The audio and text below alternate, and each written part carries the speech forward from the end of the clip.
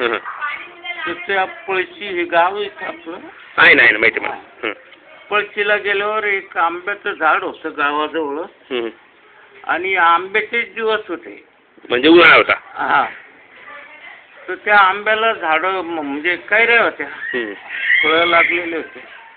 तर मला तिथं थोडं म्हणजे शुद्ध आल्यासारखी झाली. शुद्ध आल्यासारखं डोळे पाहिल्यावर उघडल्यावर त्या आंब्याच्या कैऱ्या दिसल्या. तर मी म्हणलं काका आंबा द्या ना खायला. तर ते जेवण वगैरे तर अगोदर काही हे नव्हतं. मग त्यांनी एक कैरी तोडली. कोण होता तो माणूस? हा, तो माणूस कोण होता? कोण नाही, वडिलांनीच तोडली. वडिलांनीच तोडली. हा. तर मग एक कैरी तोडली आणि मला थोडंसं दिलं. मला वाटतं मी 1 का 2 घास खाल्ले त्या. असं हे थोडंसं कळतं मला काहीतरी. मग ते खाल्ल्यानंतर मग वडील थोडं हे आलं की बा मुलाला इथं शुद्ध आली. मग तिथून गावी गेले. गावी मग ते बैलगाडीनंच असं आडगाव मार्गे तसं ते अंजंडू नायगावा मार्गे तो रस्ता आमच्या गावाला कुणीकडून नाही गेलं तरी 2 घाट्या चढल्याशिवाय जमत नाही. माहिती आहे मला तो रस्ता. हा. मग त्या घरी गेलो. मग ते तेव्हापासून शिक्षणाचे मग माझी तब्येत सुधारली गावी गेल्यानंतर. मी हे ते मग ते वडील म्हणे आता बोलता बोलता या मुकर्दमाने माझा हिशोब नाही दिला तर मी त्याच्या जिद्दीवर माझ्या मुलाला शिकवीन वा आणि मुकर्दम करीन त्याच्या जिद्दीवर. त्या उद्देशाने मग त्यांनी मला ती गावठी शाळा सुरुवात केली. सुरुवात म्हणजे ती सुरुवातच तिथून ती शाळा झाली. शिक्षक वगैरे कोण होते? नाव सांगता येईल का? मराठी गणपतराव फुके म्हणून मराठा होता. हा, आमच्या गावचे जावई गणपतराव फुके. मला वाटतं त्यांचं गाव मान्ना का काय. मान्ना. हा. पण ते तिथं गाव सासरवाडीतच राहत होते. आता ते मग त्यांनी शाळा सुरू केली. मग वडिलांना मग त्यावेळेस शाळेत टाकलं. मला वाटतं काही महिन्याला 5 किलो धान्य द्यायचं फीज म्हणून तुम्ही म्हणजे गुरुजीला मास्तरला. मग ती शाळा भरली तर मारुतीच्या मंदिरात.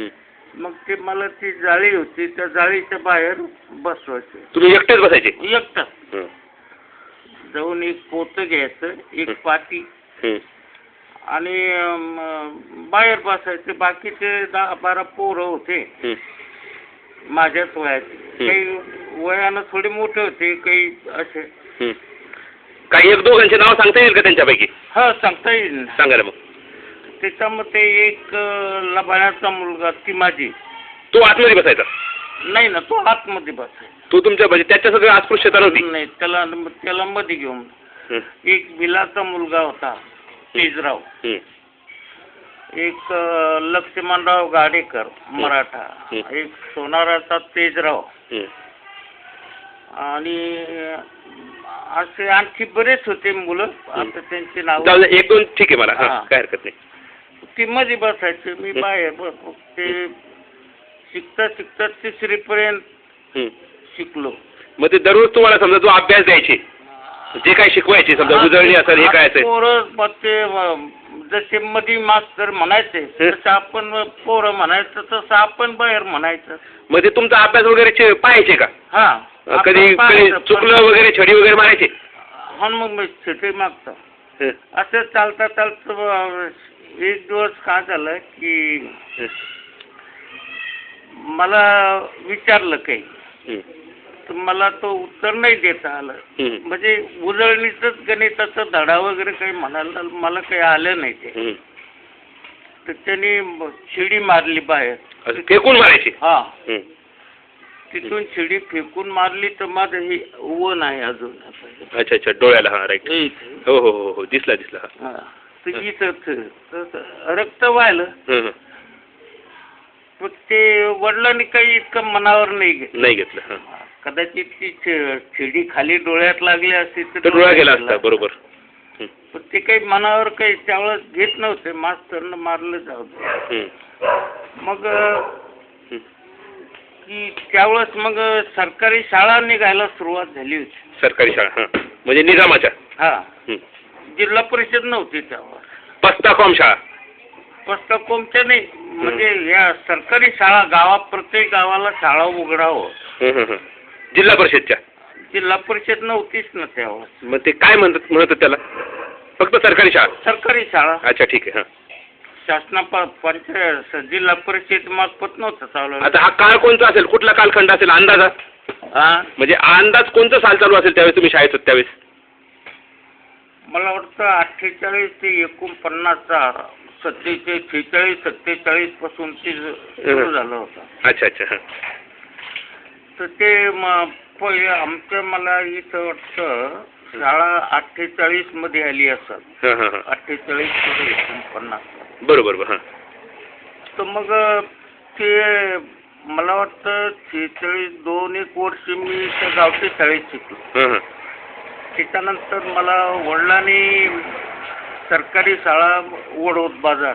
वडोद बाजार. हां, मामाचं गाव आजोळ. तुमच्या मामाचं गाव ते? हां. खरात तुमचे मामा का मग? खरात का तुमचे मामा? नाही ना, हिवराळे. हिवराळे. हां, खरात आणि हिवराळे आहेत तिथे वडोद बाजारला. नबाजी हिवराळे म्हणून सख्खे मामा, म्हणजे सावत्रच होते. पण वडील एक आईचे आणि त्यांचे वडील एक, आया 2 होत्या. अच्छा अच्छा. त्यांच्याकडे घातला. ते काय काम धंदा करायचे? ते असे मोलमजुरीच करायचे ते सुद्धा. अच्छा अच्छा. किंवा ते आपले गावकीचे काम. अच्छा, ते गावकीचे कामाचं काय स्वरूप असेल समजा त्यांचं? त्यांचं म्हणजे काय काम असेल त्यांचं मूळ? त्यांच्याकडून ते आता गावकी आमचं त्यांच्या गावाचं नाही मला माहिती, पण आमच्या गावामध्ये आम्हाला 4थ्या वर्षी गावकी यायची. यायची. तर ते शाळेत घातलं मग तिथं मामाकडं. महिना 2 महिने मी केला. नंतर काय झालं की मामानं नाही ठेवलं तिथं. चहा घ्यायची 1 मिनिट आपल्याला. बरं.